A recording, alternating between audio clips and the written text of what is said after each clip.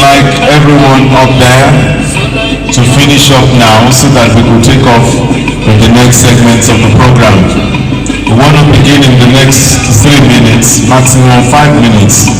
So we trust that within that framework we will not have walked down. My other co-presenters are here, co-anchors are also here. We're going to be doing this together. Thank you. We all want to be millionaires and to live in the air. Oh, let's save Nigeria, so Nigeria will die. Which way Nigeria? Which way Nigeria? Which way to go? Which way to go? I love my father. Oh yeah, I want to know. Yes, we want to know. Which way Nigeria? Remember that the simple step is the beginning of a million minds. The leaders are just to make the country smile. Let's save Nigeria, so Nigeria will die. Which way Nigeria? Which way Nigeria? Which way to go? Which way to go?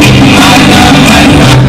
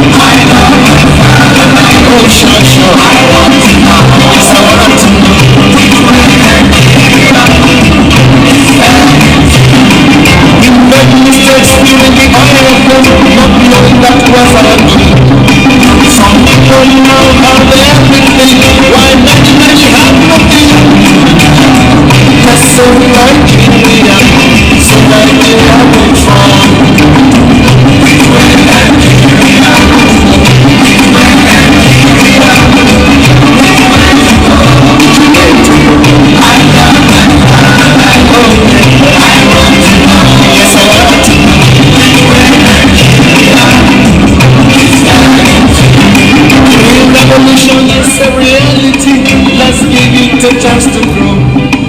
Let's join our hands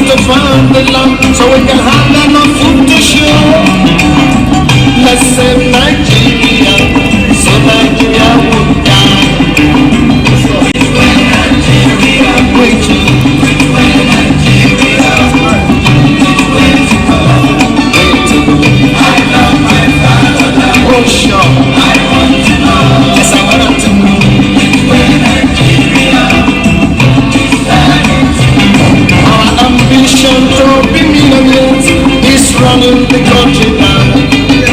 We all want to be. Distinguished guests, I do hope you had a refreshing time up there. You're welcome back to the plenary. In order to make the very best of our time, we have instructions to collapse into one the third and the fourth sessions. Therefore, we'll be taking the case for state constitutions in Nigeria and fiscal federalism and national development, the third and fourth plenary sessions at the same time, in order to make the very best of our time, because our guests have been seated here since morning and it's almost sunset, so we're reviewing to do that. Those who are involved with the third plenary, the moderator, Honorable Kefas Mogaji, could you please kindly step forward to the podium? You're welcome. A round of applause for him, please. And Chief Bolaji Aloore and OFR. A round of applause for him, please.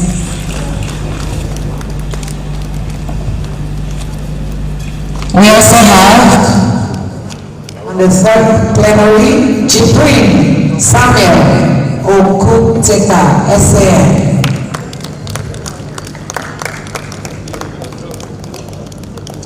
And, okay, Miss Gloria Barasa. A round of applause, please. And on the second panel for fiscal federalism and national development, well, all these issues are interwoven because we're talking about the future of democracy in Nigeria.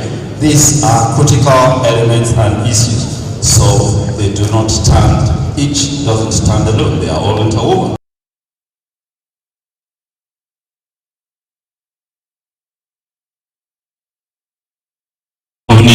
Senior Advocate of Nigeria. So, a round of applause for him, please. And Dr. Obadiah Melafia, will you please step forward? A round of applause for him, please. Applause for him. I think he's just coming in. He's just coming in, okay. Yes. And we have Shehu Monibide, who is from Budget 8. We're going to be taking virtually. We're taking it virtually. And Ankyo is also here. Please do kindly step up to the podium here. And a round of applause for her, please. It's blank here. Well, we will hand over the proceedings to Honorable Kefas Mogaji and Dr. Akimibide to moderate the proceedings.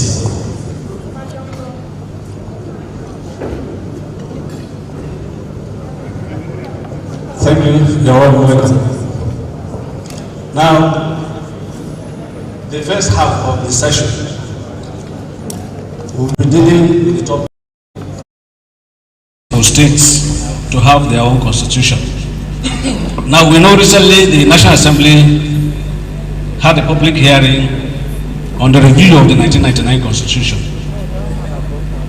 And if you look at the 1999 Constitution, there are provisions dealing with the federal structures and also the same constitution making provisions for state structures. The requirements for somebody to be a member of the House of Assembly, what applies to Oyo is what applies to Bauchi and what applies to Sokoto. And you discover there are some peculiarities from one state to the other. Is it necessary for the federal constitution to provide for how states are to be run? If you look at the 1960 Constitution, there was a provision to the effect that states or regions can have their constitution, but whenever there is a conflict between the provisions of the state constitution and the regional constitution and that of the federal constitution, that of the federal constitution should should prevail. And in the light of the current discussions, should states have their own constitution so that they could have their own terms of engagement that does not derogate from what the federal constitution provides. Now, I have these experts or these specialists that will talk about these subjects. Let me invite the first person on my left hand, the senior advocate, to start with. Thank you very much, my brother and friend Kefas Magaji. Protocols have been established since morning, so I will stand or sit on the existing protocols, except to quickly say thank you to Mama Sholanke. She's been with us since morning and she's still here. Thank you for staying around. You remain an inspiration. The topic I'm to take, I'm not going to read it through because we all have our details, our emails, and volunteers we help to send out my paper. But basically, I'm talking about two things on constitutions for states: the symbolism and the legality. Now, the symbolism is part of what we are agitating about in this present day Nigeria. We are talking about federalism. There is also a symbolism of federalism. We must have an appearance apart from the content and the legality. So, I will give an example of the American federal system of government, which we have rested our 1999 Constitution and our practice of democracy on. In the United States, their federal system rests on two constitutional pillars. That is the 50 states constitutions and the United States Constitution. If one or the other pillar is cut down to size or raised too high, then the federal system becomes unbalanced. In the United States of America, state constitutions are the business of the governors, the state legislatures, the people of that state, and the courts of that state. Most state constitutions are amended much more easily and frequently than the national constitution. Citizens promote or affirm changes in state constitutions by initiative or referendum. In addition, the governors and the legislators are frequently involved in providing for constitutional change at state level. Now, the Nigerian state, if we go back, before we go back, we look at section 2, subsection 1 of the current 1999 Constitution, which says Nigeria is one indivisible and indissoluble sovereign state, to be known by the name Federal Republic of Nigeria. So, the apologists of we can't talk about separating Nigeria, we can't talk about constitutional change in a dramatic way, rely on this to say these are local areas. But to quote the Attorney General of Oyo State, Professor Aloore, he talks about deconstructing the Constitution. So, if we actually look at the meaning of what a federation is, what federalism is, what do we mean by federate, it implies a coming together of several unions. That is what federalism is. Individual states coming together to form a federation. Now, when we now say republic, because we are talking about federal republic, if federal means coming together, different states coming together, then what is the meaning of republic? A republic is from the Latin word res publica, public thing, and it refers to a form of government where the citizens act for their own benefit rather than for the benefit of a king or a ruler. So, under the republic, sovereignty rests with the people. There can be no exercise of political power, be it at the center or at the states, except as determined by the people. And that is becoming more and more evident in Nigeria. One person takes an action and says, I'm upset with Twitter, so I am banning Twitter. 40 million other users, the people react and say, no, you can't do that.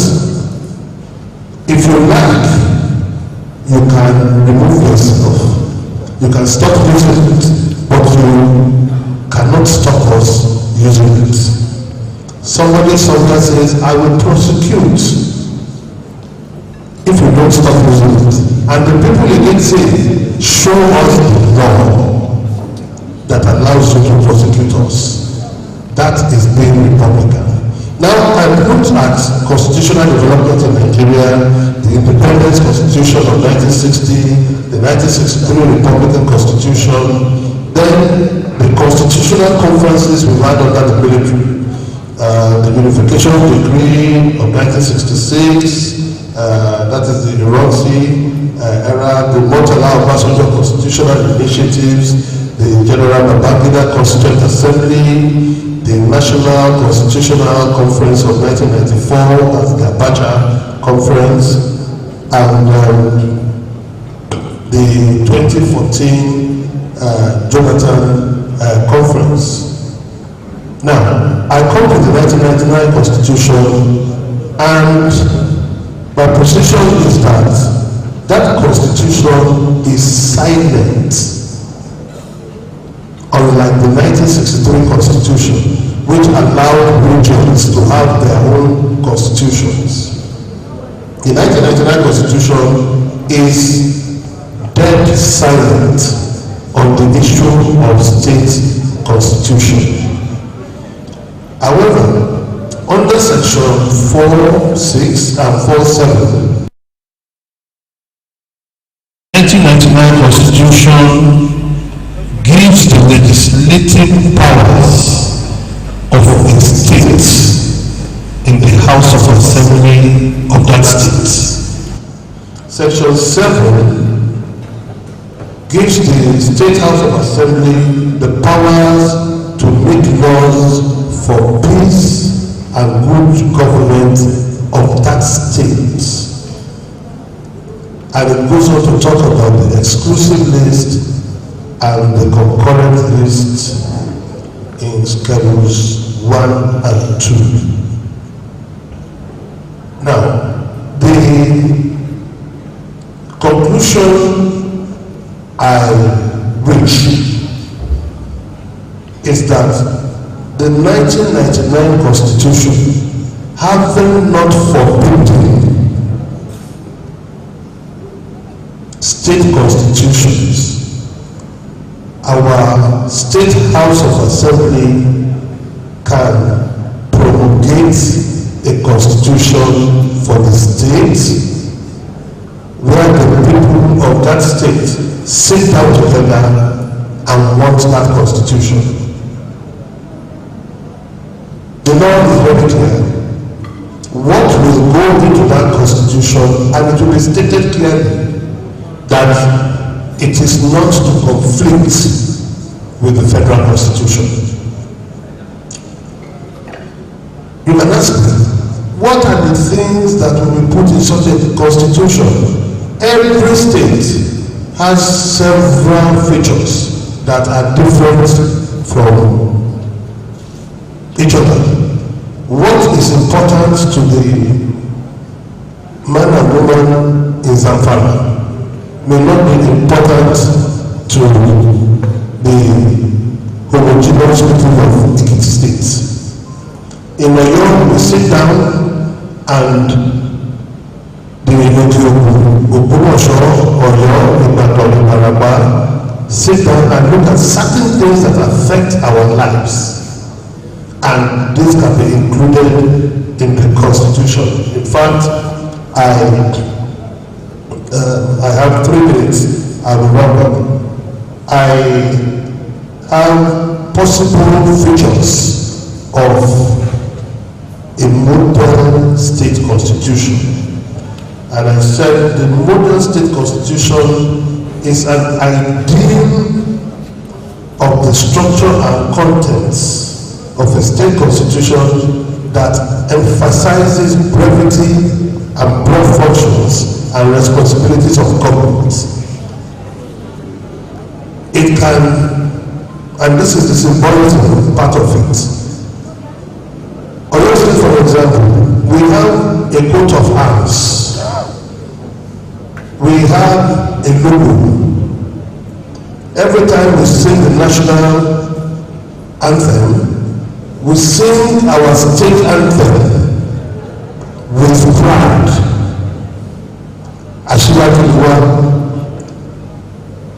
We can decide to add an establishment of a traditional council in our government structure within the state. We can look at alternative dispute resolution mechanisms, traditional means of solving certain disputes, and add it to our constitution. We can recognize the establishment, despite the fact that there is a law, for example, for Amotekun. There can be a state security council recognized by our constitution. So, I conclude that for the good governance and for the symbolism of federalism, we can show and we should encourage states at this point in the development of Nigeria to begin to think about having their own constitutions. Thank you very much. Thank you so much. You know, this subject is legalistic in nature. So the second speaker is another SAN, Akuteba. SAN. He's also my friend. Mr. Chairman, you permit me to stand. No, there is no protocol that I will stand on. First of all, let me acknowledge my mother, Mama Solanke. Mama, you are too dear to us for me to sit down and talk while you are there. So, Mama, thank you. I also want to thank everyone here. I have looked at the topic given to us, whether there can be a case for state constitution. I look at what is constitution, what is democracy, which states and practice state constitution. I look at the United States of America. I brought out the state of Alabama, that practice, they have their own state constitution. But because I differ from some of the views being held, my take is that do we need state constitution in Nigeria? If you ask me as a lawyer and as a practitioner, my answer is no. The problem of Nigeria is not in the law. The problem of Nigeria is not in the constitution. The problem of Nigeria is in the operators of the constitution. If you give the best constitution to bad leaders that we have been having, they will operate it very badly. And I call our attention to section 13 of Nigerian Constitution. Section 13 of the Constitution of the Federal Republic of Nigeria 1999 states, and I quote, "It shall be the duty and responsibility of all organs of government and all authorities and persons exercising legislative, executive and judicial powers to conform to and observe and apply the provisions of these chapters of this constitution," unquote. Section 14 of that constitution set out what needs to be done for you and I to enjoy good government. But what you see today, and why we have all manner of agitations today, is not because people want to have state constitution to rule and to lead and to do what it needs to be done for you and I to be happy. It is because the best way to amass and acquire wealth in Nigeria is being in political offices. And so, like it has been said in the morning, there is lack of accountability. Nobody, indeed, sovereignty is said to belong to people in a democratic setting. But in Nigeria, sovereignty does not belong to you and I. And I'm happy that politicians are here. When your governor asks you to go and deliver your local government, that constitutes an insult to sovereignty of the people. Because how do you deliver what is not in your power? And the reason is simple.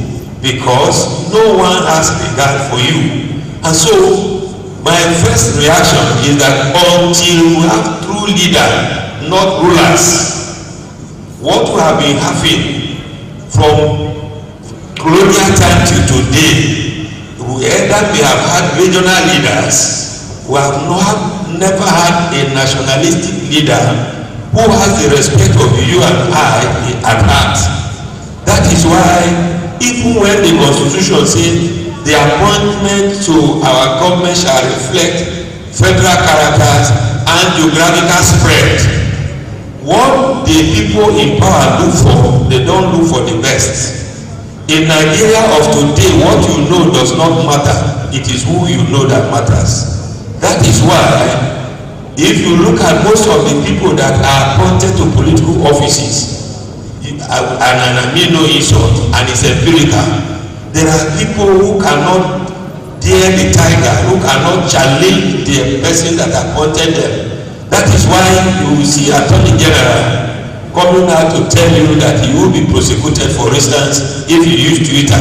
Because if we read our law, they say nothing is an offense except the penalty for doing so is prescribed in the written law. I have not seen, and I'm here to see, where governmental policy, governmental statement has acquired a status of law for the Attorney General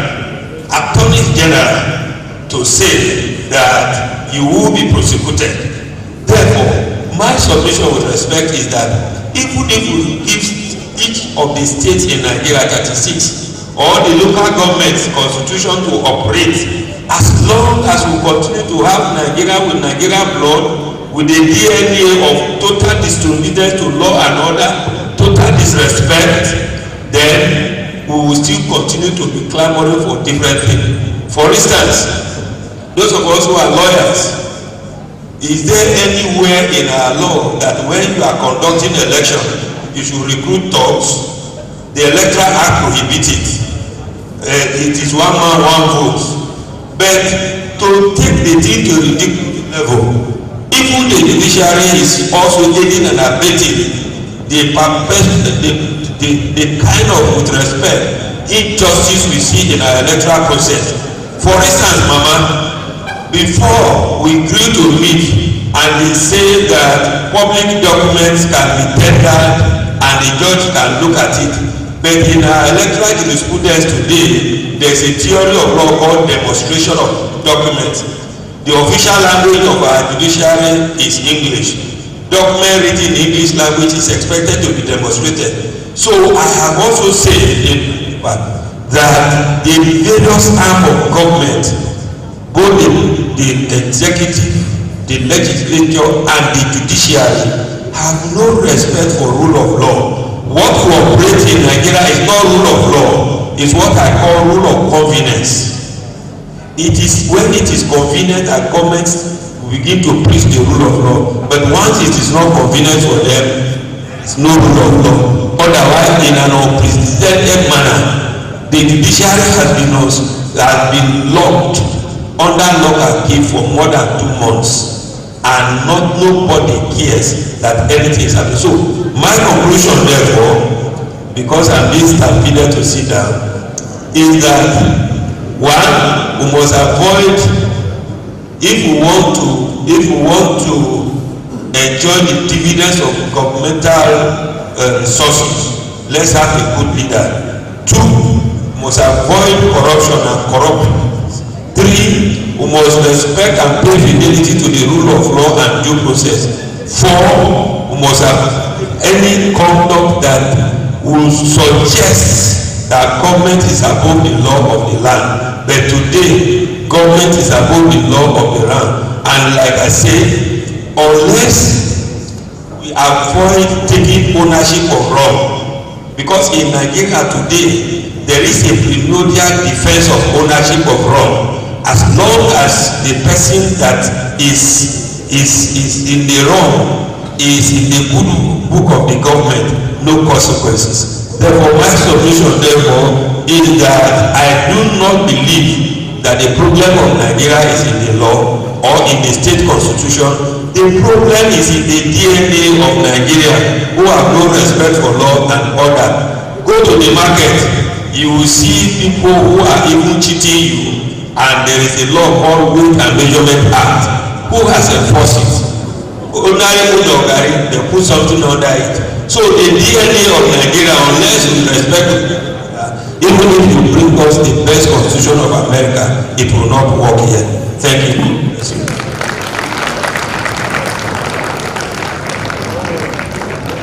You see, that's the beauty of law. On one issue, you now discover there are different arguments.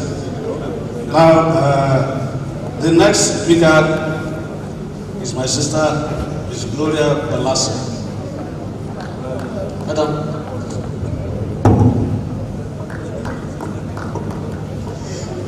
Thank you, Mr. Moderator, and good afternoon. So the conversation that we are having is a survivalist conversation. It used to be an academic discourse or a comparative discourse on how democracy should exist. But I believe that why we are having all of this conversation right now is because the country and the Nigerian state, as it is constituted, is not working for us and is not working for the majority. If you go to the Middle Belt region, they're talking about the evolution of power. In the West here, it's about power sharing. I came in from Port Harcourt yesterday, and for them, because the Okute panel, the amnesty program, and the NDDC is not working for them, what they are asking for is an autonomous state. And whatever the hues and cries are, it crystallizes in what people are now calling for restructuring, that they want this country to be restructured. When you look at the issue of whether or not we should have state constitution, we can then look at a few countries that have experimented on it or are presently running it and how it works. In Jammu Kashmir, which is now under India, around 1954 they had requested to secede, and the Article 370 of the Indian Constitution allowed them to secede. And for 64 years, it worked out until 2019, when that was repealed by a presidential order. And today, the issue of Jammu Kashmir is one of the leading issues in the United Nations because there is no peace now in that region. If you move to Australia, where they are also operating the state constitution, which devolved from the territories, the colonies, the 6 colonies in Australia, you find that they have their own state constitution that comes from section 106 and 107 of the Australian Constitution that guarantees the continuing operation of the states. And even in Australia, where it seems to be intricate and things seem to be going on well, there have been instances where they have gone to court. For instance, in the case of Edgar against Willis, the parliament had to go to court to hold the executive accountable for running amok in their powers, and the court declared and upheld it as an act of responsible governance for the legislature to hold the executive accountable. Which means that even in the very best of times, that you can have situations and have the state constitution in states that will not work. Take the US, for example, where they have 50 state constitutions working for them. Only this year, in January 2021, precisely, President Joe Biden said that democracy went, more like went into battle and prevailed.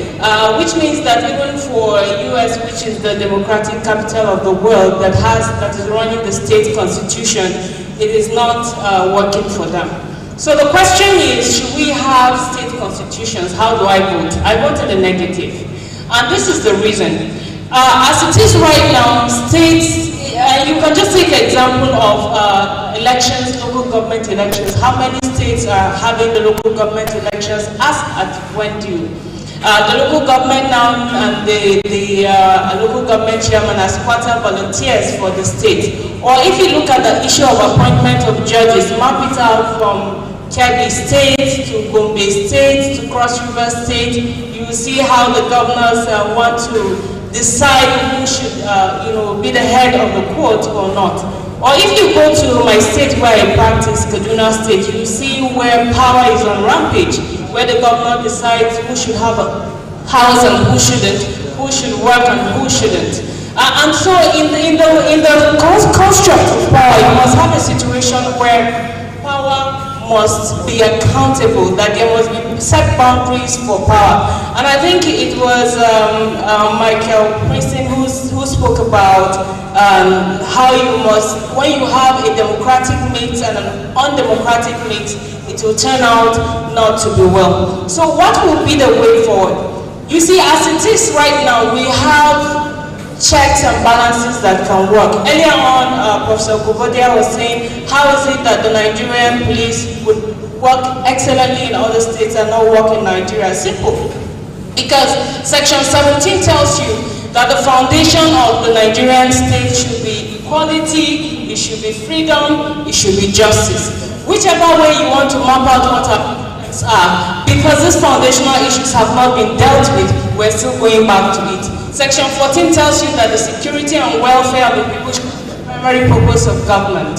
Section 17(2)(c) tells you that, and this is the shortest provision in the Constitution, governmental actions shall be humane. So once governmental actions are not humane, no matter what happens, you will continue to go round in circles. So let us not, sometimes we want to pay more to the process rather than the outcome. And once you have a constitution where, because of course when you talk about chapter 2 of the constitution, you find a lot of people who think that they know, they say to you chapter 2 is not justiciable. And because we have decided what to pick and choose in complying with the constitution, we have moved from chapter 2 now to chapter 4, and we're treating it as a list of suggestions. So you have people from the north, the south, the east and the west, people crying because they're losing loved ones. The right to life is gone. The right to freedom of expression through Twitter and even through the conventional press is gone. So we must learn to respect our laws. I do not think that the problem of Nigeria is biological. I think that we must learn to respect the laws, and we must be able to accord the constitution the pride of place that it should have. I'll stop there. Thank you. Thank you so much. Well, let me acknowledge our Father in the Lord here, His Lordship, Bishop Latipo, the Primate Emeritus of the Methodist Church. Well, the year 16 is our sincerely grateful. Now, this appears to be the end of this session. Well, since as the coordinator of the program, of this forum, I have no vote. Otherwise, I would have taken sides. And certainly I take sides with the view that there should be state constitution. Yes, okay. Okay, we'll take questions for this session. Okay, thank you. Yes, it's true to certainly, yes. Yes. Yes, let's take questions. Let's take questions. Yes.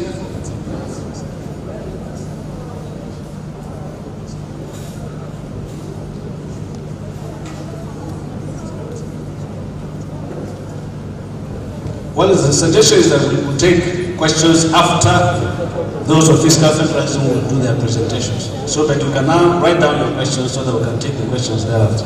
Thank you. Thank you very much and welcome to the fourth plenary.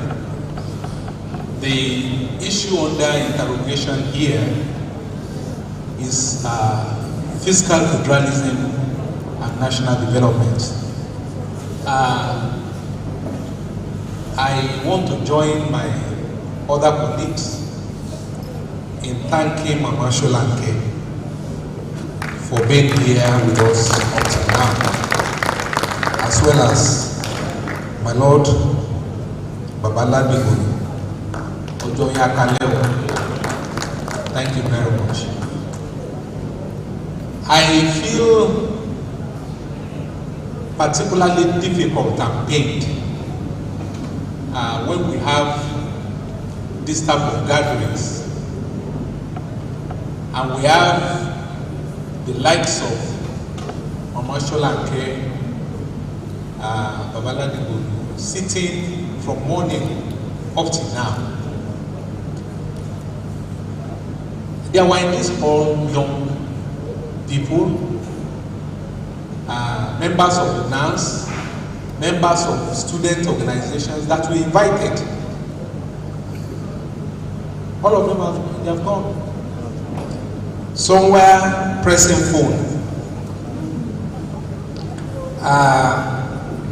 These are the people whose future we're here to discuss and to contemplate. And they are the people that are not showing any interest in everything that we are discussing. In Yoruba land, they believe that any deity that you are worshipping, in the absence of young people, it will soon go into oblivion. What will be the use of whatever it is that we conclude or agree now, when those people that are going to operate them are not even around? They don't even know what we are talking about. You are here. Yeah, we can see.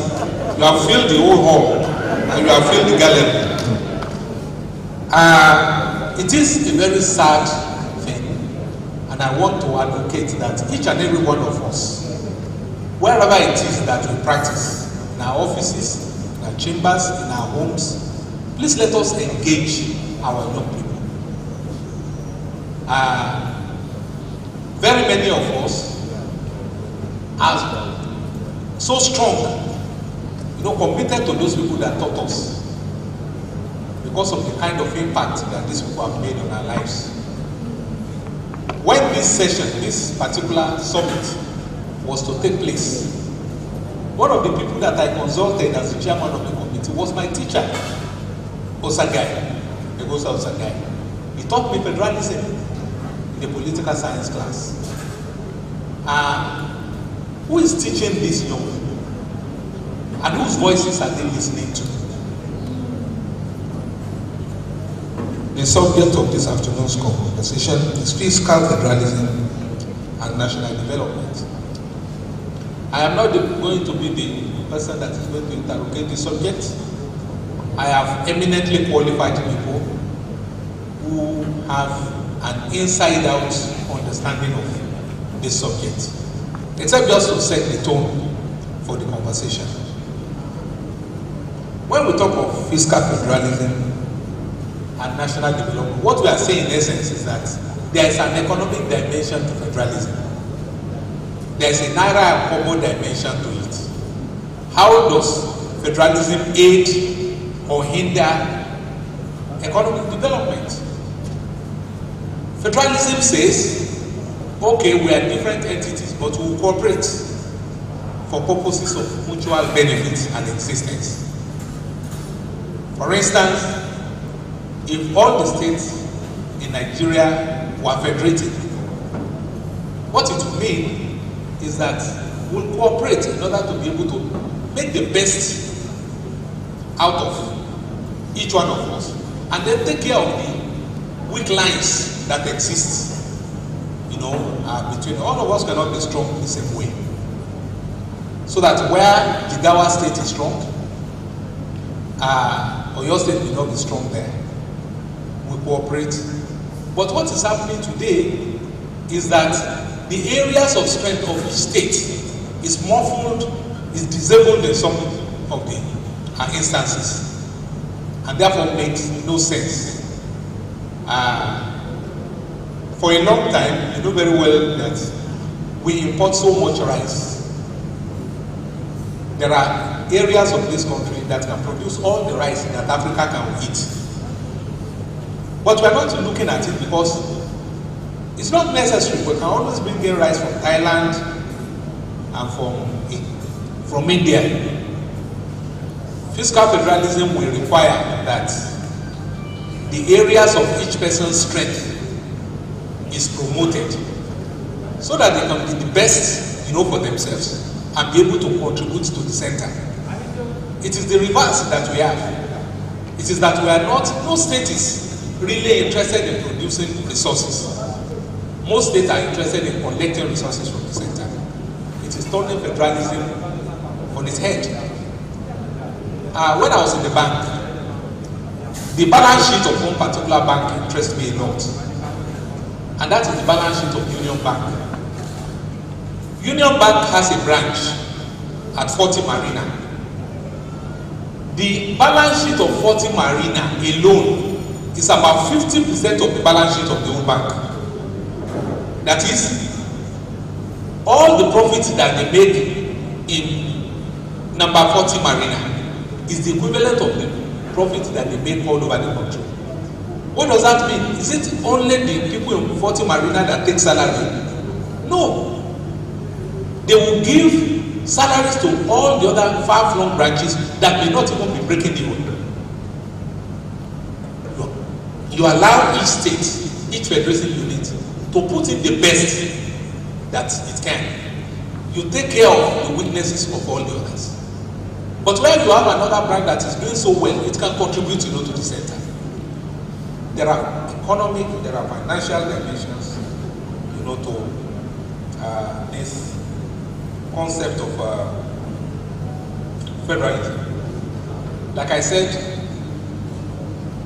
I have very competent people that are going to interrogate these matters and give us their views about them. I will call first on Dr. Obadiah Melafia.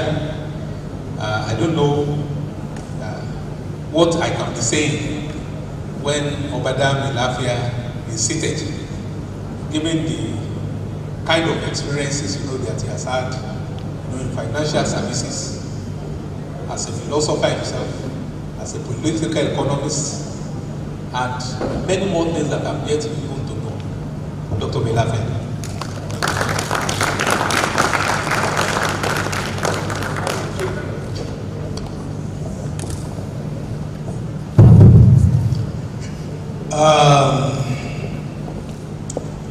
I have to. Oh, I have 10 minutes? Oh, okay.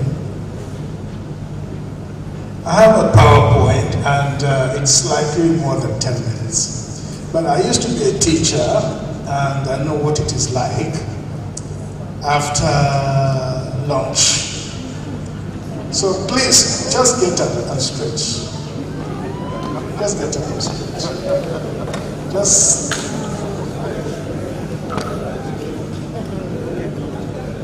tell your neighbor, great nation, good people. Great nation, good people. Yes. Sit down, please. You may sit down. Thank you. Our Attorney General and Commissioner of Justice, my lords, spiritual and temporal members of the high table, distinguished ladies and gentlemen. I have a message. I may not go through, since I've only 10 minutes, I won't go through every detail of my PowerPoint, but I have 4 messages. Unfortunately, we don't have the technology where members of the high table can actually see the PowerPoint, but at least you can hear me. Please, next time there should be a device, a small one where, well, exactly, it's already here, where they should be able to see the PowerPoint. I have 4 messages. The first one is that, as a great philosopher, Michael Oakeshott of the London School of Economics said, democracy is part of the great conversation of mankind. I am tempted to say that federalism is also part of the great conversation of mankind. And when I hear people say true federalism, I say, okay. But the truth is, there's no such thing as true federalism anywhere. It's like saying true democracy. There are varieties of democracy. There are varieties of federalism. Every federation is different.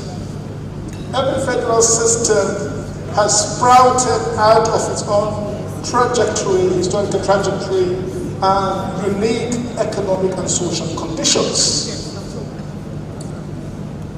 That can be said about American federalism, Canadian federalism, Indian federalism, Australian federalism, Malaysian federalism, Nigerian federalism.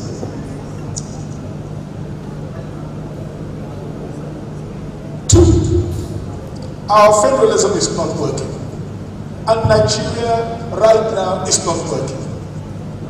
In fact, 2 political scientists recently told us that Nigeria is a failed state. So it's obvious that it's not working. If you look at the indices, microeconomic indices, statistics on insecurity, killings, kidnapping, we're the world capital of poverty. And so many other kidnapping and the rest of it. So it's not working. So the system needs to be reformed. But I have to disappoint my very distinguished colleagues here in saying that I don't believe in tinkering. We are tinkering right now in the system. But the problems are far bigger. Far, far bigger. We need a constitutional overhaul. And I start from the premise that you cannot build a whole life on a lie. The 1999 Constitution says, we the people. But there's no way that you and I, or our duly elected representatives, sat down, considered this Constitution, and approved it. It has so many egregious inequities and anomalies and contradictions. And people say, why is it that Obasanjo was here, nobody said the year of restructuring. Yar'Adua was here, nobody said the restructuring. Good luck. It is only when it came to the turn of President Muhammadu Buhari that people are saying they want to structure it. And I tell them quite simply, nations can live with a bad constitution where there is good faith. Just like a couple that are truly in love can live in poverty or suffering. But if there's no love, the first sign of trouble, one of them will run. Don't be so? So you can manage a bad constitution if there are leaders that have goodwill. But in a situation where they have a deficit in morality and character, then the real deformities of this constitution will come out. This is where we face the situation. So we need reform of the system. Thirdly,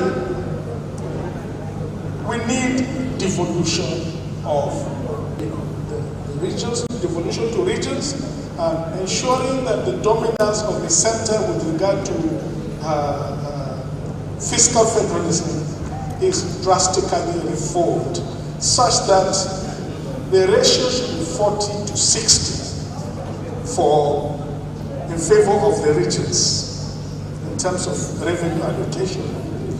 We don't want a weak center, but we don't want an over-domineering center either.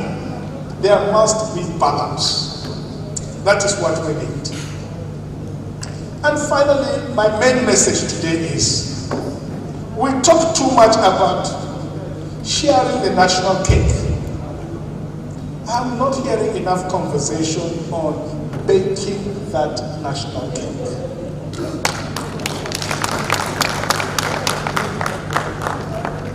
Let us talk more about how to bake the cake, because the bigger the cake, the more we can share it and the more it will go around. So this is the crux of my message, and as a Jewish sage once said, the rest is commentary.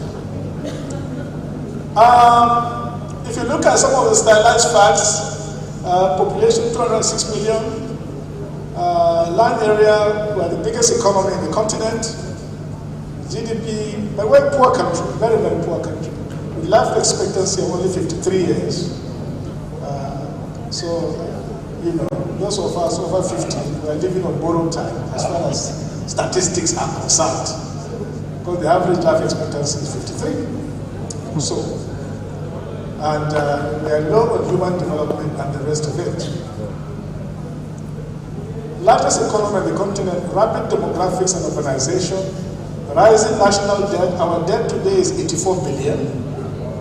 We are the poverty capital of the world. We overtook India in 2017 as the world capital. Nigeria has the highest concentration of poor people in the whole world.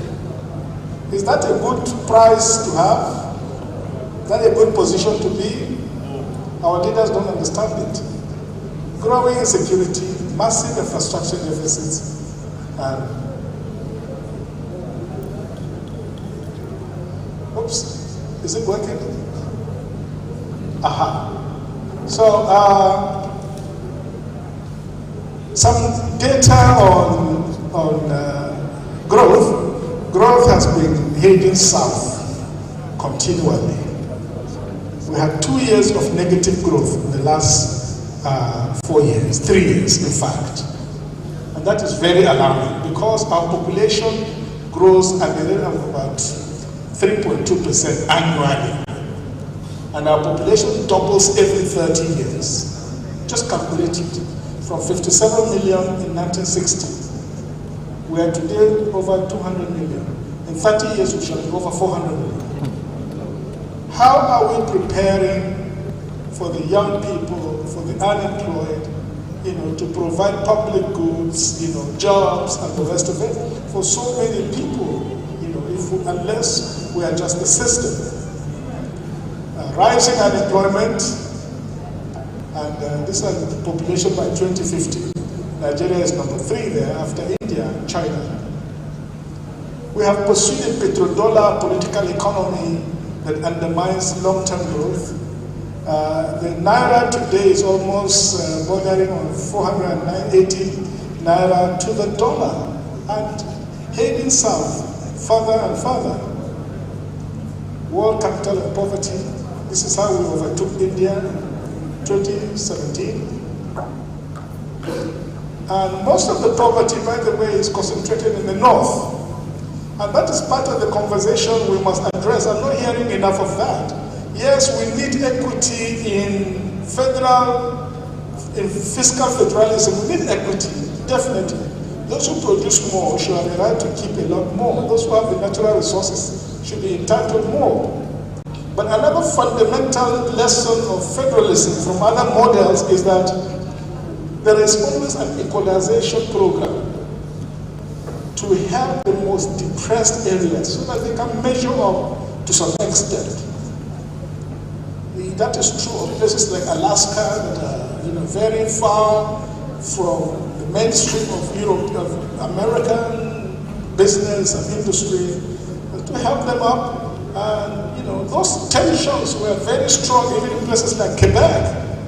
I was an intern in Quebec, in Canada, and there was a time we wanted to pull out of Canadian Federation because of issues of fiscality and fiscal education.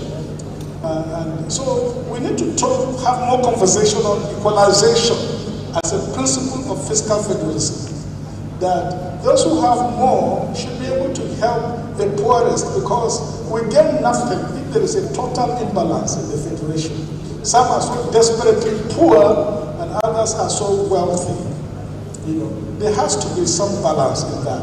Otherwise, the people will leave their states and go to where the money is. And we don't want that.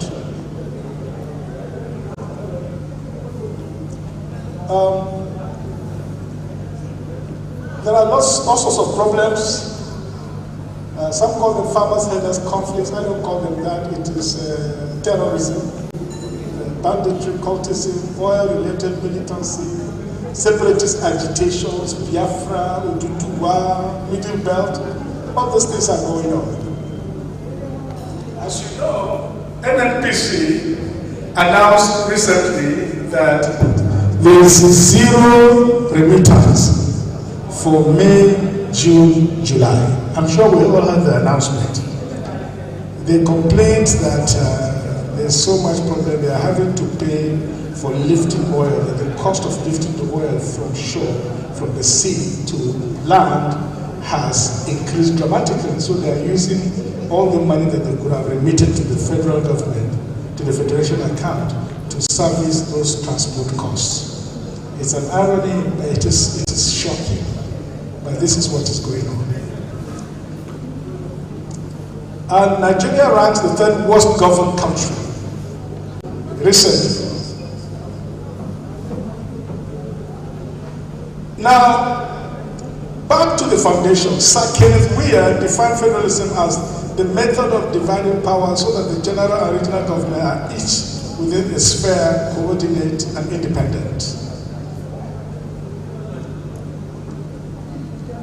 Federalism emphasizes unity in diversity. It is a formula for managing diversity by recognizing rather than denying difference as a basis for structuring government. It is therefore a vehicle for political accommodation. All federal systems have faced times of stress, tension, and conflict. So that of Nigeria is not unique. Do you know that even recently, California thought of breaking away from the rest of the United States? They are doing very well, they are very large, they have a big economy, and they felt that, Washington, D.C. is not being fair to them. Even Texas and some states thought about, why not break up and form our own country? And the case of Canada has been there for quite a while, Quebec in Canada. So what is fiscal federalism? It was first introduced by the American economist Richard Musgrave as far back as 1959. And it refers to the financial relationship between the central government and its subnational units. It is anchored on revenue sharing, which is the vertical side, and distribution of revenue, which is horizontal, among various tiers of government. Why focus on fiscal federalism? Number one, Nigeria is marching towards a fiscal crisis.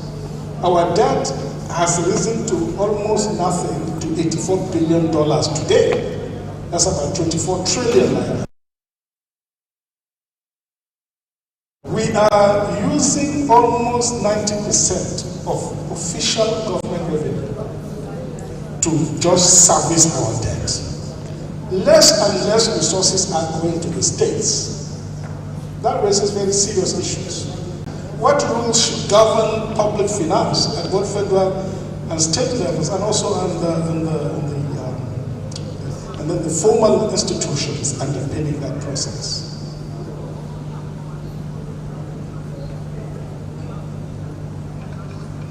Unfortunately, the members of the high table can't see this very well, but there's what I call the feeding bottle mentality.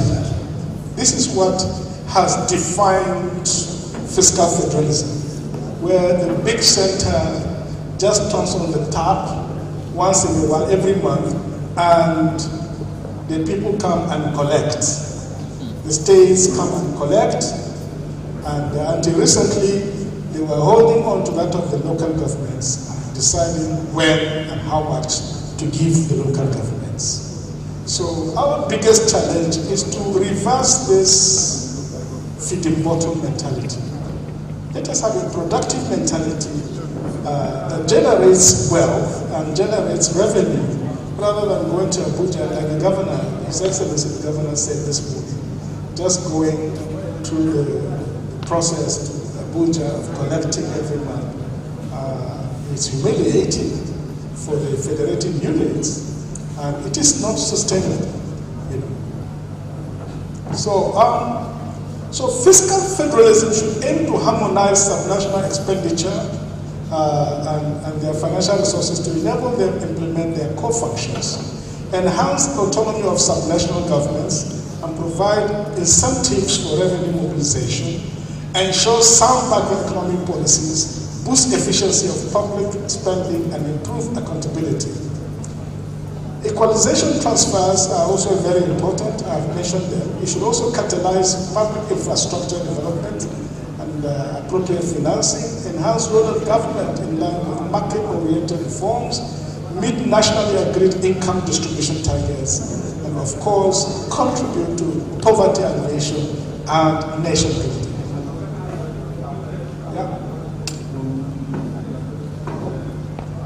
Next, please. Next. Okay. Fiscal federalism should contribute to nation building. Instead of being something that divides us, it should be something that brings us together. Let the dialogue on how to make things work better, how to build a productive economy, and how to unleash the forces of prosperity. Such that, more basis for revenue can be created for the states and the federation to be able to generate revenue. Because in fact, economic theory and even political theory have proven that taxation is good for democracy. As we saw in the case of Lagos, when Obasanjo and Tinubu were having their problems, Tinubu turned around to develop IGR. Lagosians were not happy, they grumbled. But then they said, okay, fine, if you are collecting these taxes, let us see what you are doing with our money. So they became interested in politics and governance. So in fact, at the end of the day, taxation is good for democracy, because once citizens pay their taxes, they are in a moral position to demand accountability. But if you are just collecting rent from multinational offshore companies drilling oil with nothing from the people, they have no moral authority to demand, and the government has no moral compunction to give an account.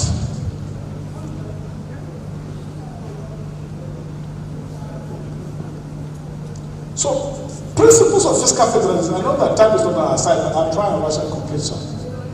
That what should be the key principles? Number one, economic efficiency. Allocate revenues in a way that makes efficient sense economically. Number two, there should be equity, justice, and fairness. Who are the people producing most of the revenue? Is what they are getting fair enough? Number three, there should be some element of predictability, so that states can plan ahead. We know so much is coming. Local governments can plan ahead. We know so much is coming, and therefore we can plan ahead on how to use this money and invest it in infrastructures and human development and the rest. And there has to be accountability. We are not hearing enough about accountability. It's a big problem. I call all the tiers of government. And then transparency. We hear occasionally during elections, when elections are around the corner. I was very curious about this one. I have nothing against Kogi State, but just before, a few weeks to Kogi State election, FGN said, oh, there was their Paris Club money that had not been paid. And this thing has been going on. You ask which Paris money again, where is the document that said, okay, Kogi State had not been paid certain money or owed certain money, they were paid. So there's got to be greater transparency. And of course, there has to be the spirit of accommodation.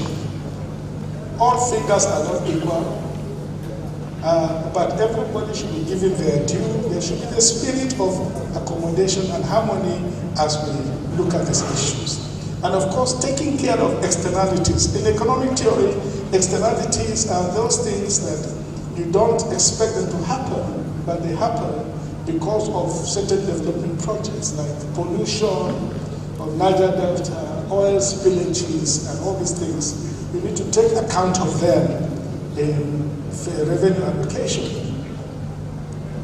Many commissions were set up. I won't dwell on them, from Resmantri's Commission 1958 to the Baines Commission 64 to the Kibo Commission 1980. There was even the Danjuma Commission 1988, all on looking at the revenue allocation formula. Then the Aboyade Commission as well. Yeah, go next. Yeah. Okay, aha.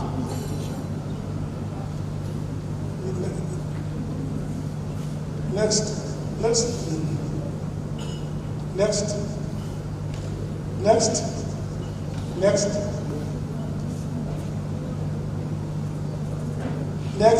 Aha. Well, the formula that we currently have is FGL 52.68, the states 26.72, LGS 20.60. It changed from Obasanjo's time. It has changed again from 2017. My worry is that it is not even good for our system that these figures should be changing from time to time. The president comes and he decides what to do. I think that the constitution needs to, a new constitution should agree on what the ballpark figure should be. And I'm suggesting it should be around 40%, which is good enough to create a strong center, but also good enough to ensure that more resources are devolved to the regions. But I'm against the constitution having local governments in it. I think it is very wrong. In fact, Nigeria is the only country, federal country in the world that has 3 tiers of federating units. Sorry? Okay. So, in the end, we need devolution of power. But in the reform of our country, we just need federating units that are regions. And every region, if you want 1 million local governments, go ahead and create them. But that has nothing to do with the federal government. And if you are devolving to that level of local government, nothing wrong with it, but make sure that there are enough accountability systems, rigorous accountability systems. And there is nothing wrong in ensuring that if federal center is releasing money, there must be a framework in which there is proper accountability about how this money is used. Thank you so very much. Thank you.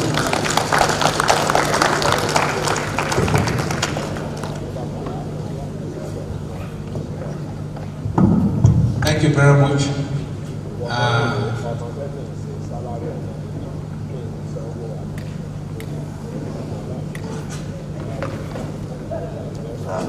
Good evening, everyone. May I also just briefly stand up and greet our mother as well. I owe it as a responsibility. Good evening, ma'am. Good evening. Thank you very much. Well, my name is Ann Kilbriggs. I'm from Rivers State. I came in yesterday for this program, and I want to extend my sincere and deep condolence messages to the people of this state for what they endured over the weekend. Is part of what we're discussing here. Now, very quickly, because I am from the Niger Delta region, and because the topic for discussion is very dear to my heart and to my people. Future of democracy in Nigeria. I've been asking myself for years, is there democracy in Nigeria? As a matter of fact, is there Nigeria? Fiscal federalism and national development. The fiscal federalism we're talking about in today's Nigeria is not the same as it was before 1914 and after independence. National development. Should we even be discussing national development? We have 36 states. We have 6 geopolitical zones. We have 744 local government. Should we be discussing national development? I think that coming from where I come from, we should be discussing local government development. We should be discussing state, zonal, and regional development. Before amalgamation, our forefathers, our ethnic nationalities, we lived our independent lives. We had our own style of governments. These governments were based on our traditions, our own realities, and our own peculiarities. I therefore want to suggest what we would prefer to refer to from the Niger Delta as not fiscal federalism, but physical federalism, which means ownership. Ownership so that the local government, the communities, the people on whose land whatever it is found, that they lay ownership to it. Now, even just listening to my brother, Dr. Obadiah, fiscal federalism concerns, it is about the sharing of our resources among the federating units, which is the 36 states. It is at this point that a typical Niger Delta man, of which I am one, will say in my type of pidgin English, now my natural resources, neither they share so. Because that is just the truth. That is what is being shared, fiscal federalism. By state allocation sharing formula, we have 19 states in the north and we have 17 states in the south. Now, it means that the 19 states in the north are getting more when they share by states. And not a single state in the north is producing the oil and gas that they are sharing. Government, out of the 744 or so local governments of spread across Nigeria, the 6 of in the south is 123 local government, and there are 4 major oil producing states out of the 9 oil producing states, both from Ondo and Imo and Abia. Now, out of this sharing, the states get less because they are only getting 6 shares because it's coming to the gas, and so the northern states are still getting 19, and whereas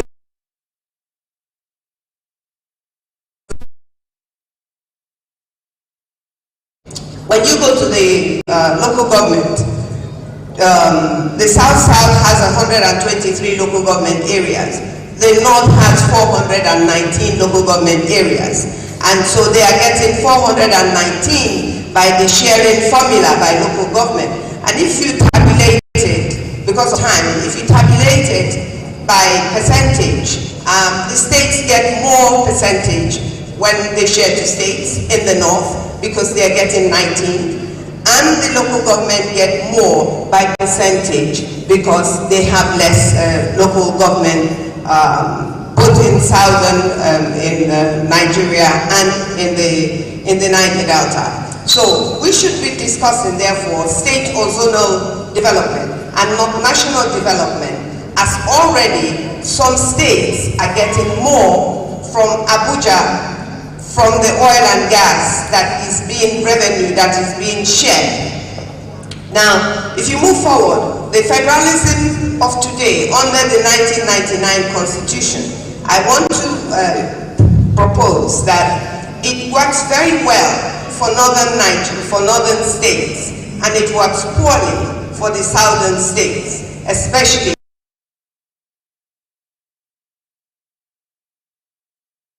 hear this thing in the Niger Delta, which really is very irritating. Well, if oil is useless, leave it. Leave it in the Niger Delta. Don't touch it anymore if it is useless. We give so much, and yet there is no development. Yet the supervisors of the looting, there is looting in Nigeria. My brother referred to that in the market in River State too, in Port Harcourt. When you go to the market, if you don't look well, the cups are fixed in a way that you're paying for a cup of gari, which is maybe 4 ounces in quantity, but you're actually getting maybe 3 ounces or 2.5 ounces for the price of 4. So basically, we're saying from the Niger Delta that if we're going to discuss the way forward for Nigeria, we're all going to discuss the way forward for Nigeria. And this is our position, therefore, and it is not based on political sentiments or party politics. It is based on the desire of the people and what is just and fair for the people. The unity of Nigeria is being disputed right now, from the middle belt to the southern part of Nigeria. There is a disagreement as to whether Nigeria is united today or whether it was ever united. I think different people here will answer it differently for themselves. We refuse to continue to accept that Nigeria is a united country. No one should tell us of the unity, that the unity of Nigeria is not negotiable. It must be renegotiated, and there is no right to born to rule by anybody. We must discuss on how we can coexist, as the call to break up Nigeria is not going away very soon. This afternoon I was listening to a gentleman from the north who was advocating that instead of there to be a second civil war in Nigeria, that there was actually sense in if people want to disengage from Nigeria, that they should be allowed to disengage from Nigeria. I think I fall in line with that sentiment, which is to say that if that's what the people want, then let it be. The Nigerians have decided that the 1999, let me put it this way, let me correct myself. Some Nigerians, of which I am one, have decided that the 1999 Constitution lacks legitimacy. It is a military decree 24 to which we took away ownership rights to land, resources, self-determination, powers to make decisions that work for us, and all of that. And to the extent that we're hearing that people who are not Nigerians can actually come into Nigeria and lay claim to land in Nigeria because of ancestral connections and things like that. No, that is not acceptable. So these are things that we have to sit down and lay on the table and agree or disagree. But we have to move forward. If we cannot move forward as a country, definitely we cannot give up the right to move forward as as a people. With the 36 states, 6 zones, and 744 local government, we should stop pushing for just national development. We should allow the states to develop themselves and determine their own future through ownership rights of natural resources. Because you cannot develop yourself with air, you have to develop yourself with what you have. This is what will best suit our youths, as they should participate in the planning and development of the future.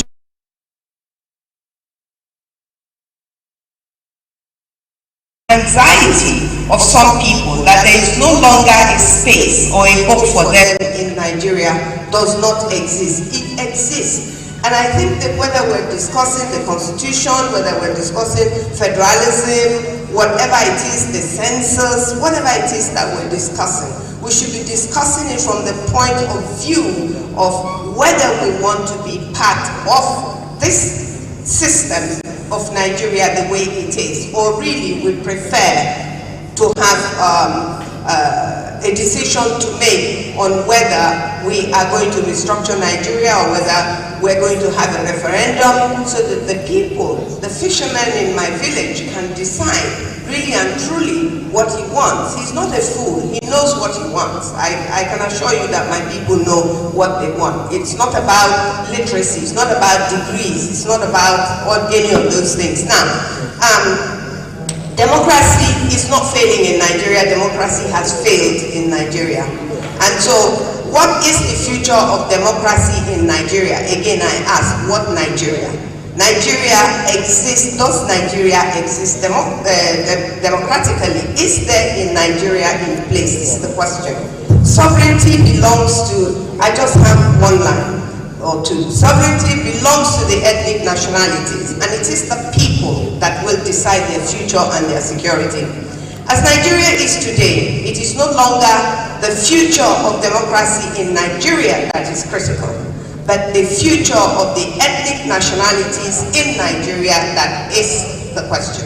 No one in their right minds will fold their hands and watch strangers come and kill them and occupy their land and resources because of one Nigeria. The land belongs to the ethnic nationalities. As such, it is undemocratic for a political appointee to tell the indigenous ethnic nationalities to give up their ancestral land or be killed by Fulani herdsmen and strangers coming into Nigeria. Thank you very much.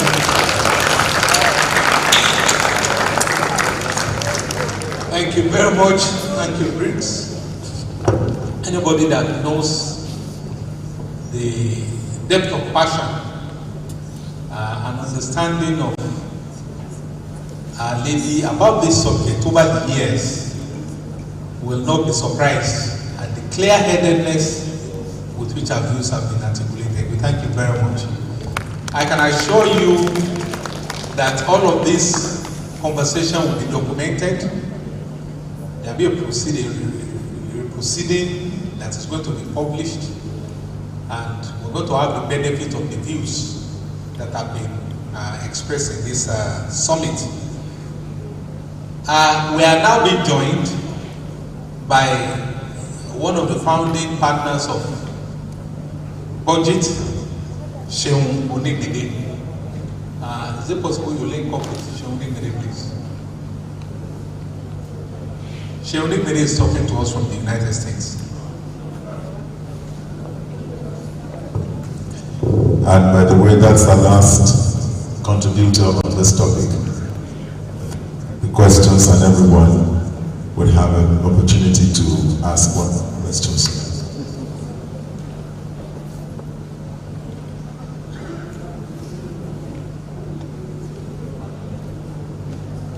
Hello.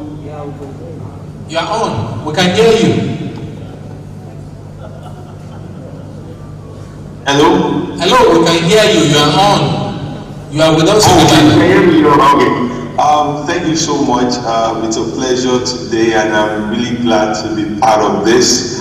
and the GSM Democracy Summit. It's a pleasure. Thanks for the great topic that you've had me to chair. My guest and my uncle is it feels very, very great and a great honor for you to consider me for this. And thanks for the provost speakers, Madam Adeko Briggs, Dr. Bagaya Malaifa. Thank you so much. And I will just give a bit of my own ideas, and I don't want to spend a lot of time. About 10 minutes, I will stick with it. But I will go on the talking points clearly. The first thing we must understand about fiscal federalism, if it's going to try, is that it has to be based on 3 planks, and that's where I see it in the work that we do in budget. First is justice and the rule of law. We have to first emphasize that we need a society of fairness with justice and with the rule of law. We understand that there's a rule of abuse of law, and so no matter how much we decentralize, no matter how much we try to say these sections have to be improved in some sort of way, we are also emphasizing that there would be processes that will be laws, and the law will not be shaken, that law will not be bent either for any personal benefits. That is what we are able to exercise the fiscal federalism that we have. The second thing is accountability.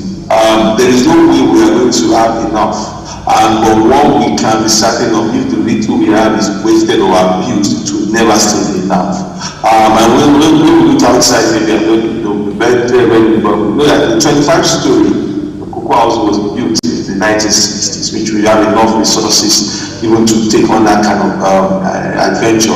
Now think about us, we can't even do something as huge as that, just because there are too many gaps and too many loopholes everywhere in the public sector space. So even when we do fiscal federalism, and we believe that more resources should come downwards, maybe to the states or to the local councils. If there is no accountability, there is founded the rule of law will not change anything. And it will not be enough money. And we've proven this about either by us, even development in the southwest, in the south, southeast, in the north, where there is even a teeming problem. I mean, our population goes in poverty. We see that not being able to tackle all these issues. Not because we don't have resources, but there's so much abuse and waste of public resources. The third plank for me is productivity, which is what the current fiscal federalism is supposed to engender.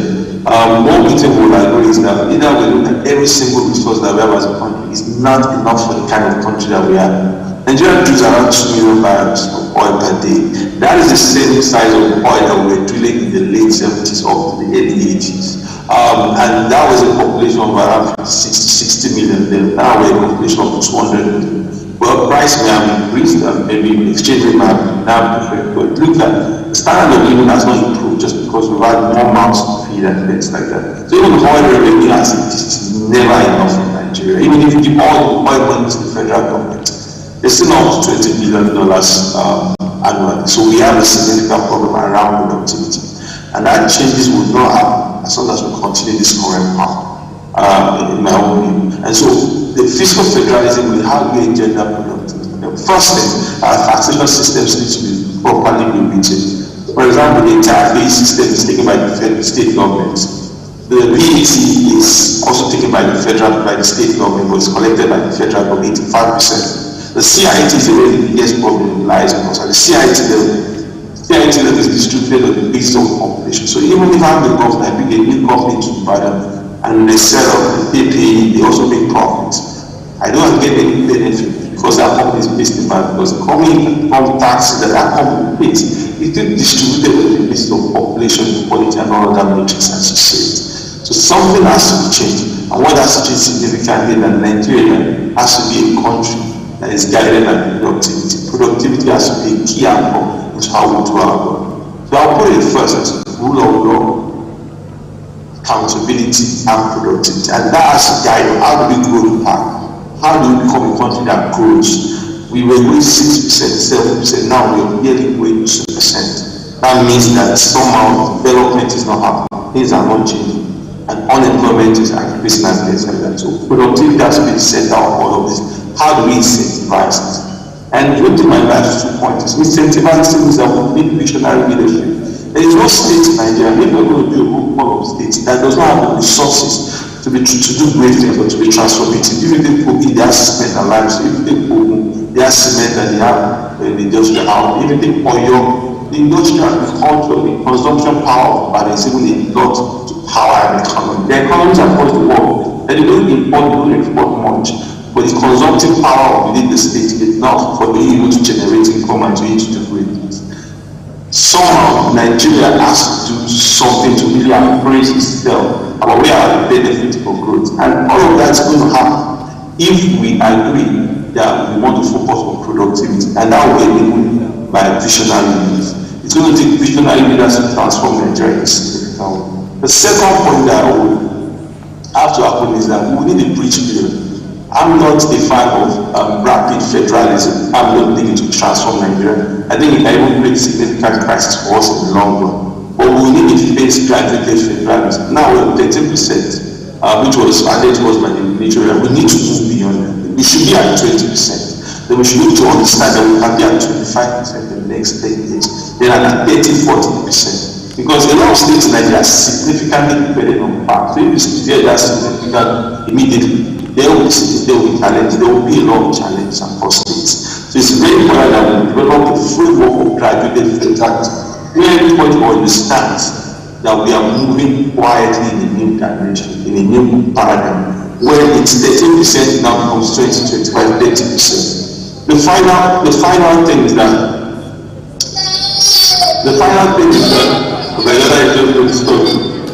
okay, so I mean, with the federalism that we have, we're able to change that environment. If we have visionary leadership and we're able to be graduated federalism, and when we do graduated federalism, we do two things. One is that we build a fund that helps our people equity, which means that there are gross inequities in Nigeria around education, around health. So there will be a kind of fund. And you can do what we're doing with the NDDC and the NDDC. Give funds to support those close down those inequities over time. Education, healthcare, social protection. So we will not do some regions of the country will not be poor as they are right now and want to move to fiscal federalism. I would think all will be well. It will not be. We will have to be deliberate with the kind of leadership we have and funding to close down those inequities over time. The second thing we also need is a productivity fund. Most of the states right now are just promises, their potentials. We need some form of fund to activate the productivity of the state. So we need state governors act like CEOs. When they lay a plan for the CDM and the federal government, say, I want to expand my technology sector within my state. I want to expand my agricultural sector and I need support. I so much support to enable this to happen. And you are able to get that kind of support to see that kind of expansion over a particular period of time. So I mean, this will be my own point about fiscal federalism. That's where for accountability, productivity, and rule of law. We need the visionary leadership to be able to enable that. And we also need to be the graduated phase where we can close up crossing inequities that has happened in the past and also be able to incentivize productivity finally. The final point for me is we have always tried to help states. The federal government always tried to help states. And there's always every state to pay salary. There's always a foreign state to help them meet over cost. It's time the federal government sits down and understands that federalism is about getting states to be much more centers of production. Because whatever you call Nigeria is not a federal government construct. It's a submission of all 26 states as we have in mind. Thank you very, very much for listening to me, and apologies for all my challenges at this time. Thank you very much. Speaking to us from Dallas. Well, thank you very much. You might wish to now. The questions, sir. Yeah, take the questions and answers. Then we have two segments together. We had the first segment on can there be a case for state constitutions in Nigeria? Are there questions in that regard? Okay. 1, 2. Any other questions? Okay, number 3. Well, we have to make it 1 minute. Mama is here. So that's the first person that we're going to take. We have 5. Now we have the challenge of time. 1 minute will be 1 minute, please. Okay, that's the first. So let's take the number, mommy.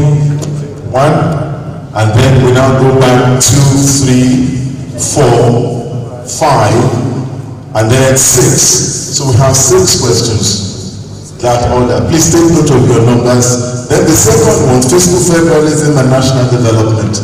Do we have contributors, questions, all within 1 minute? Your microphone will just go off. Please don't bother to check it. Just that your time is off. So there's only one, sir. Okay? The second one. Okay, you tell us your name and distinguished guests, ladies and gentlemen. So we take money. It's a pleasure to have her here. Ladies and gentlemen, you can sit down now. You can sit down now. You can sit down. Thank you so much. Papa Adibolu, I salute you. The high table, I salute you. My learned friends of the service, I salute you. Please pardon me. The judges first, because senior advocates of Nigeria.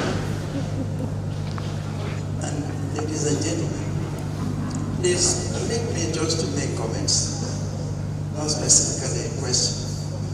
First, I want to congratulate the learned Attorney General for the excellent conference and summit. I thank you for the selection of speakers, particularly speakers. I also salute you for the wonderful topics that you have put here for interrogation.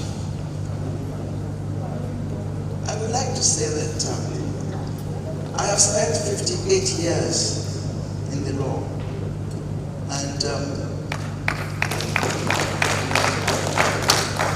40 years of them as the first female senior advocate of Nigeria. It grieves my soul to speak about the tragedy that is going on in Nigeria now. And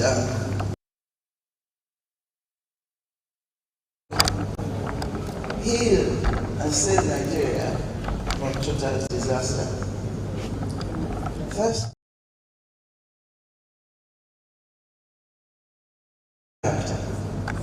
this is a topic that I feel very strongly about, because marriage has been sacrificed.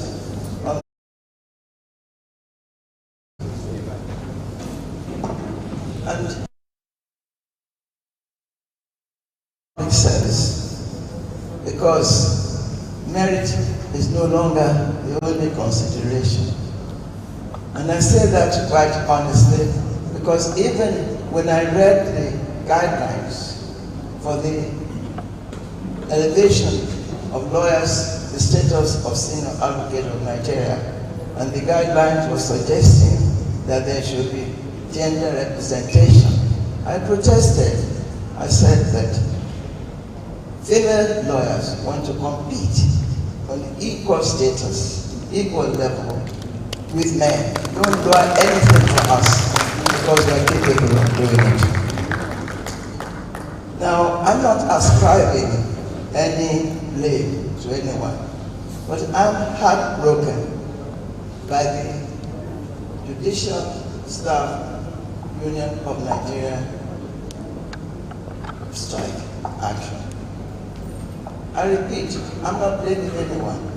I'm just heartbroken because a nation without courts for 2 months is a nation without justice. A nation whose courts, even today, are shut. A nation without law is no nation. We must pray that Nigeria does not become a failed state because of generations to come. And I pray that very soon the strike will be over. In Nigeria, we mustn't deceive ourselves. We are in serious trouble. And it depends on each one of us to decide what to do to help our country. I've listened with great admiration for all the postulations which have come from the eloquent speakers. I ask of you, what do we do now? Where do we go from here? I thank you.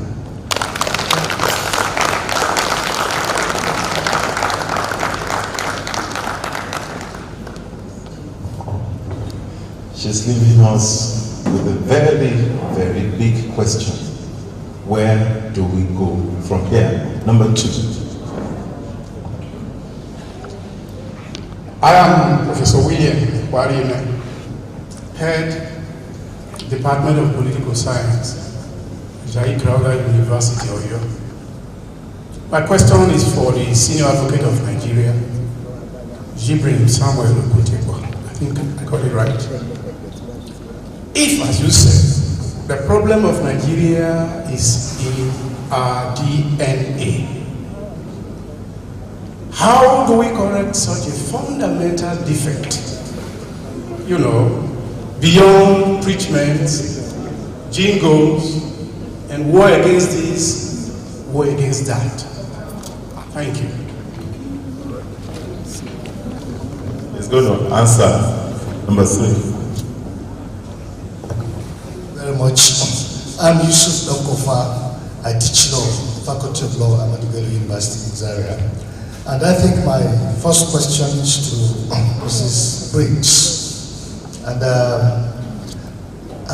fiscal federalism with regards to the sharing formula in Nigeria, I thought there is what we call the derivative principles and also the Niger Delta Development Commission, which are concessions given to the Niger Delta. And I always thought that some of these vociferous agitations from Niger Delta demanding, for a better day, should start by probing or bringing to the fore a demand of accountability from their local leaders. That is, the money that has accrued to Niger Delta, for example, right from 1999 to date, which are huge, momentous amount of money, that have been filtered away and been stolen by the elite of Niger Delta, should have been questioned.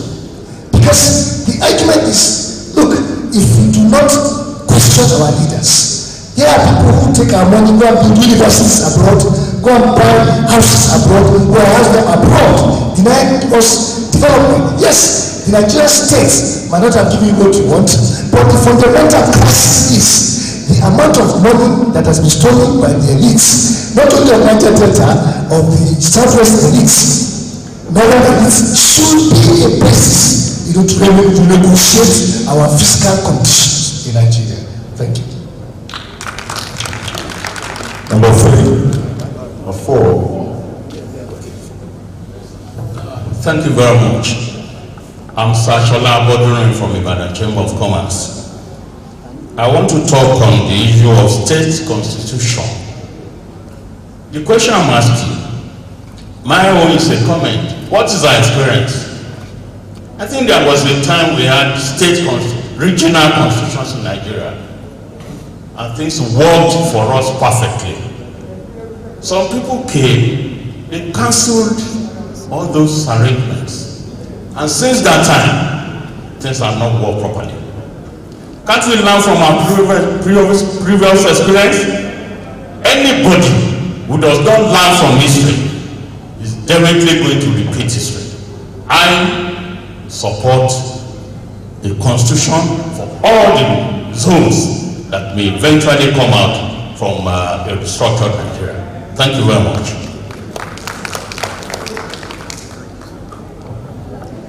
Thank you. Number 5.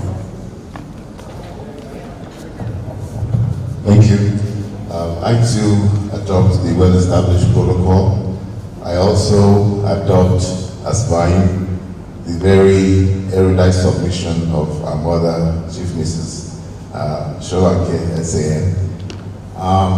Mine is also by way of an intervention to sort of close the loop based on the presentations by the very erudite panel and regarding the issue of the state's constitution, particularly the lead paper by Chief Bolaji Anuge SAN. First, I too am in favor of states having a constitution. And I think to put things in perspective, the United States that we've all referred to this evening in terms of perhaps the country that comes closest to having the proverbial true federalism, that constitution is actually modeled on the constitution of the Commonwealth of Massachusetts, which is a state. So I think that makes the point that even the US Constitution was modeled on the constitution of a state, and it was authored by John Adams, who was the second president of the United States. The only question I have for us is, be careful what you wish for, because it's quite expensive to run a close to pure federal society. So that, for example, I practiced in Massachusetts for over a decade, and the Commonwealth is almost like a state, a sovereign within a sovereign. You have the equivalent of your CAC in the state. You have the registry of motor vehicles where you can get a driver's license. So my question is that what we're contemplating for ourselves in Nigeria? Do we envisage subnational regions being able to cater for all these different processes and procedures and so on and so forth, such that if you want to incorporate a business, you can incorporate it in Oyo State, for example.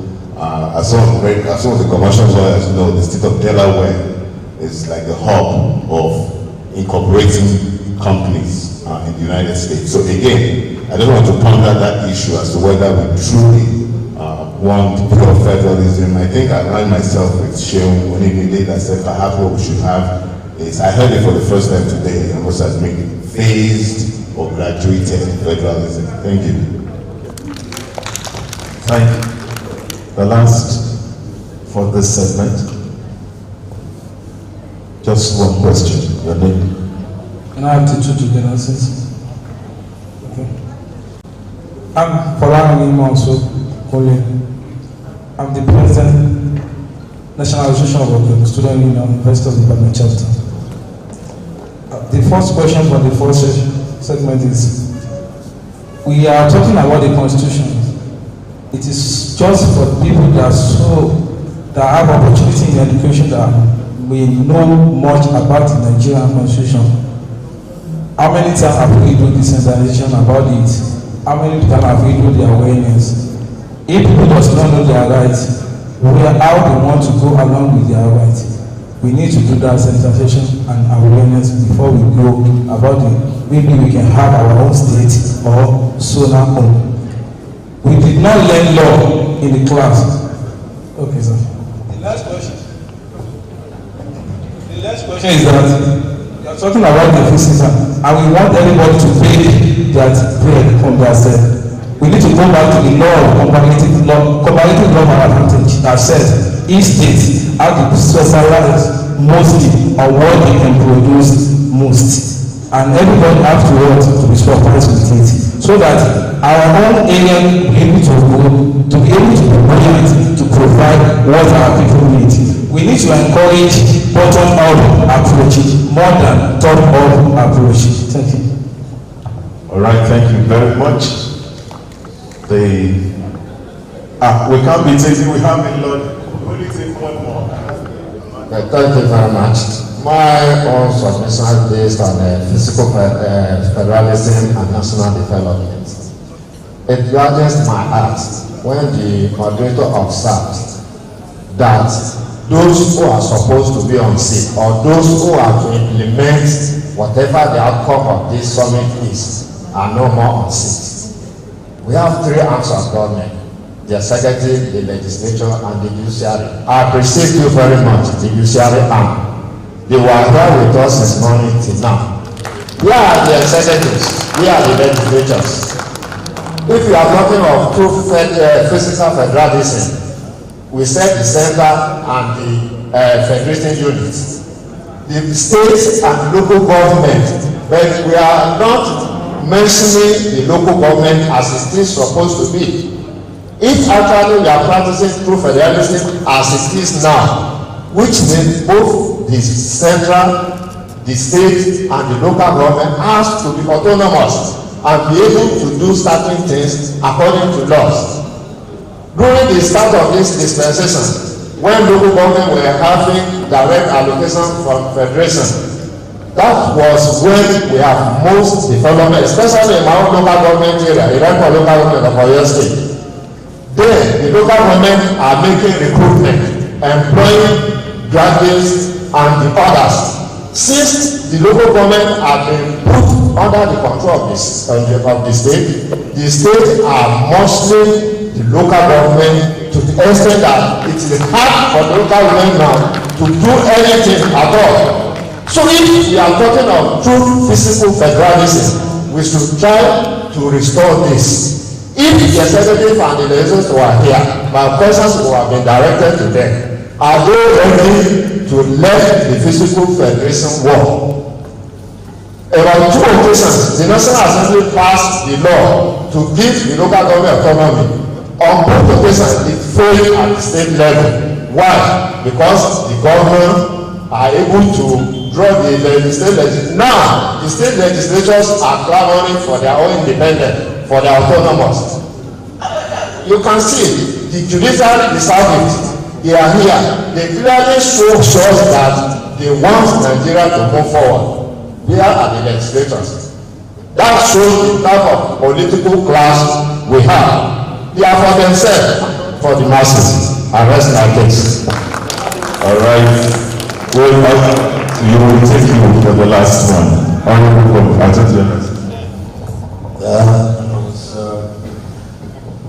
actually resisting the urge to comment, but I believe that I have the freedom of expression to express myself, irrespective of being one of the organizers of this particular, summit. Now, I want to make an observation, particularly with respect to the argument of Chief Ayoride for state constitutions. I think there are very convincing reasons for it, which I believe those who are against this have not considered. And one of them is, it starts from the whole idea of unity in diversity. If you believe in unity in diversity, you must recognize the identity issues that we face in nation building, in statehood in Nigeria. And this is because of the over-nationalization and federalization of our constitutional practices that denies the identity of the states. So the issue of identity can be resolved in states having their constitution. Take for instance, the issue of language. We become so sophisticated that even when most of our people don't understand what you are saying, we carry on. How many people even understand the discourse that we have on concepts, on ideas in English? How many people can follow? So for instance, if we have a state constitution, you can decide to put your state constitution into the language of the area, and people will start to understand. You can decide to put in your constitution an identity that relates to your people, that makes sure that you are able to, if you take a federal system like Belgium, you have the Wallons, you have the southern people and all that, and each one of them maintains its identity. So even for state building and for even the existence of Nigeria as a nation, we would then be able to focus on our individual states, begin to really function as a federal state. It's a joke, we are sitting here discussing the state, and the federal government is trying to make even our state high court lower than federal high courts. That's a proposal before So basically, I think whatever we are saying, we have to go into the deep constitutional issues that are raised for rethinking the federal. If we keep on thinking about the constitution within the realms of the 1999 constitution alone, and we don't propose provisions that will enable us to go outside that, then we will not be moving forward. So that's my contribution on the issue of state constitution. Then with respect to the issue of fiscal federalism, there are many issues that I think because of time. Dr. Milafa, for instance, I believe that history has dictated the three-tier system of government that we run in Nigeria. In fact, from Lodi to Sultan and all that, we know that if we leave our local government, if we leave them back to where they were before the Yar'Adua principle of 1976 that metamorphosed the local government to mere administrative institution to constitutional third level of government, we will never have development. But what we need to do with the local government, like Dr. Olibide said, is to bring in transparency, accountability, and of course, have plans for development. We give an example. In this administration, when we came in, the governor just said, local government, if you want to spend your money, bring tangible, physical, development. And most of them thought, okay, we want to buy a computer for, that's not development. So most of the development, most of the budgets did not pass in the gap. Development is something that will endure, that we can build on it. And so, local government reforms, if a baby cannot walk, you don't just send him for, extinction. The baby must be taught how to walk on its own. So with respect to fiscal federalism, I disagree. Local government must be given a place. We must find a way to develop from the grassroots to the next level. Thank you very much. Finally, sir, the rivers, please, I'd like to crave my indulgence. It's come all the way from rivers of Bayelsa. This to South Counties. Yes, I carry my identity on my head. Quite an unmerited honor and privilege to be here. Livingstone Wichin is my name. I came with my mother, Anke Briggs. I had to steal a shot with Baba Mailafia because I've been watching him and looked forward to meeting with him. And it was a dream come true to me and every one of you. Thank you. In this program, we appear to be discussing the issues in the context or with the impression that there is a Nigeria in place, that Nigeria is intact. So we are discussing how do we make it happen. But the facts before us indicate that there is no Nigeria in place. We are torn between three lines of the debate. Those who say there is a constitution, but we should review it. Those who say there is no constitution at all, we need to write a new one. Those who have clamored for restructuring and they have been ignored, the matter has moved from restructuring to secession. And that appears to be a point of no return, according to an American diplomat just 2 days ago. In dealing with these issues, unfortunately, the government which should put together a conversation of this nature, the president's seat has been toppled. Are you aware? Nigeria doesn't have a president anymore. What we have is the presidency. And it's an issue. On that note, the issue we should be contending with now, part of it is to address the issues as to why we have secessionist movements. We have no reason why Nigeria's union must not be negotiated. Whoever brought in that non-negotiability clause only brought in a forgery into that document they call the Constitution. On that note, I want to ask our brothers from Kano, Kaduna, Benue, Kogi, Lagos, Ondo, Rivers, why should the man from Kazore be uncomfortable to discuss with the man from Ekeremo as to how we coexist? What is wrong with that? And if that is impossible, you say the union is not negotiable. Are you aware that the people you are saying the union is not negotiable are also saying since the union is not negotiable on your own terms, the discussion on that union is also not negotiable?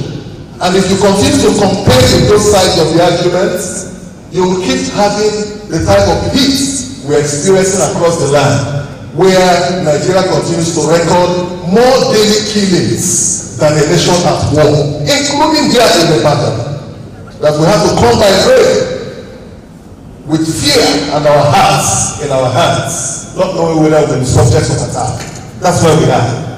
So I pledge and commit that those who mean well for this country should go back to what Bola Ige said. Thank God that I'm in his own land. He said we must ask two questions. Whether we agree to coexist and live together as one. And if that answer to that question is in the affirmative, what will be the terms of our coexistence? Those terms will form the basis of the constitution that should run this current contraption, this union of ambition that has taken lives, that continues to survive on the blood of the innocent. So everybody here should be puzzled.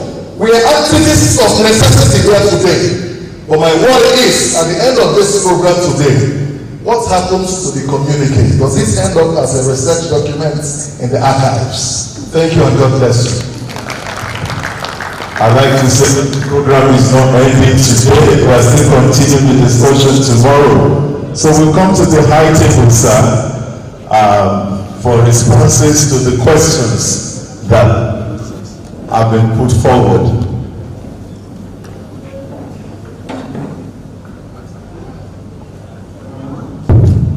Okay, I'll just quickly take the questions of the Constitution, since that was my paper.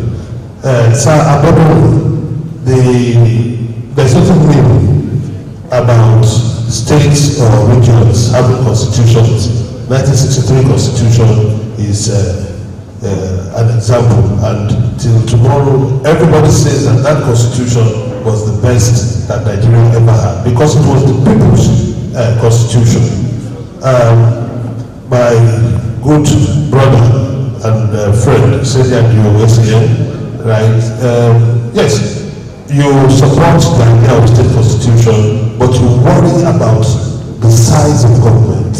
Believe me, every state will cut their codes according to their size. So we don't have to repeat all the institutions of the federal government. And what we want in Oyo may be different from what they want in Kenya, if they want one at all. So we will find a way. The other gentleman too was worried that the executive is not here, the legislators are not here, but the judiciary is well represented. Don't worry, they will come and meet them. The box talks on their table. They will decide very serious questions, and that is why they are here. Don't worry about the others, but I'm glad that the Attorney General is here because he represents the executive. Thank you. Thank you. Mama is still here, 89. So, and I'm not up to 70, so I will stand. Well, Prof, the answer to your question